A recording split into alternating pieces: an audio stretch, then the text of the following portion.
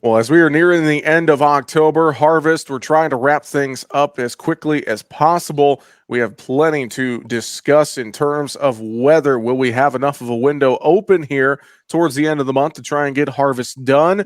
Do we have some potential for rain and snow in the forecast? We're going to talk about all that and more.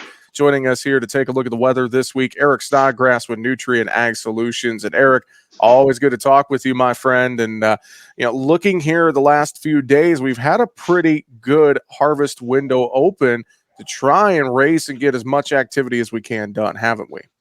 Yeah, it's been about 7 days that we've had this discussion about harvest windows just shutting off and later this week. And so I know a lot of guys just push really hard throughout the entire weekend. So yeah, this is going to be an interesting week ahead of us because of the way things are starting to finally shift around. I mean, we've been waiting on a pattern break for a while, which means we've seen relatively wide open harvest windows for a lot of folks as of late. This past weekend I drove down to kind of this town called Effingham. It's where Interstate 57 and 70 cross in Illinois, and we were down there for a band competition. On my way home, it was late at night. I was surprised at still how many guys were out harvesting, but I think they all know that the window's starting to close up later on this week, and if you can get as much of it in as you can now, that it should get done. So yeah, pretty big shift coming in this pattern, but up until now, we've had some pretty early and open harvest windows for a lot of the corn belts, but we have some big holes to fill in with moisture before we get into the cold season. So right now I'd say, hey, we need this moisture more than we need to have the wide open harvest window. So it's a balance between two things. So, what about this moisture coming in? Are we looking at mostly rain? Is there snow potential in some areas? What exactly are we looking at here as we work through this week ahead? Yeah, we're looking at a big pattern shift. And what that is shifting from, I mean, we're now a month into fall, right? So 2 more months of losing daylight. I mean, it's still dark where I am here as we record, but 2 more months of losing daylight. What's happened in this first, 3 to 4 weeks of fall is that we've just dropped deep troughs of colder air into the southeast while the west has been hot. That's all gone. Big blocking high pressure center in the Aleutian Islands right now is setting up a cascading effect of just tossing cold air into the west, and this system's going to be diving down. So this is what we're looking at. Later on this week, there are actually three separate systems, all coming from the west, one from California, one from Montana, one from British Columbia. They're going to work together, and they're going to run around a big ridge that's going to develop in the southeast, something we've not seen in the southeast for weeks. So the net effect is the southeast, the east goes dry. We sit right on the periphery. When I say we, I'm talking about Texas to the Great Lakes. The midsection of the country sits right on the periphery. Very heavy rainfall coming out of Texas. In fact, Texas first is going to get moisture soon, like early this week, from a hurricane in the Pacific called Norma. And then all that moisture is going to just run the edge of that high pressure cell. We might be looking at some places in the Central Plains getting 4 inches of rainfall. I'm talking about Texas, Oklahoma, maybe Kansas, maybe Missouri. Big swath of at least an inch of rainfall all around it. And then on the back side of it, coming out of Alberta into Saskatchewan, eventually into Manitoba, but then getting down into Montana to North Dakota, Wyoming, Colorado into western Nebraska, we're going to see pretty big snowfall. I think the biggest is going to be in Montana, going from Montana to central North Dakota and then into parts of the Canadian prairie. But I wouldn't be surprised if by the time we talk next week, we're looking at a couple places that picked up a foot of snow. And this big, and behind it, there's a lot of cold air. So we're going to just see this massive warm up in the Midwest, followed by just a tremendous drop in temperatures later on this week, getting into next week. And so if you can sense a little excitement, I mean, I like it when the weather patterns move, man. I have something to talk about. It's like when the markets are just trading sideways, your show is kind of like, well, here we go again. Exactly. But when there's fluctuation, we get into it. So I think the biggest thing is the Mississippi River this morning at Memphis. I was pretty excited. Hit Yeah. negative 9.99. It's no longer below, minus 10 feet. But if we get that moisture into place, this shot will do more to fill the river back up. And that's good. We need it. We've got to make this turn pretty quickly on the Mississippi. Yeah, and I was going to say, to your point, markets getting a little volatile again. So sounds like the markets and the weather are both moving together. We got to get some volatility in both of them here as we're getting ready to turn the calendar to November. I want to ask you a little longer range out as well as you're kind of taking a look at November's forecast. Sounds like we're going to get some snows here in the northern plains this week. So what's November kind of shaping up to be here across the country?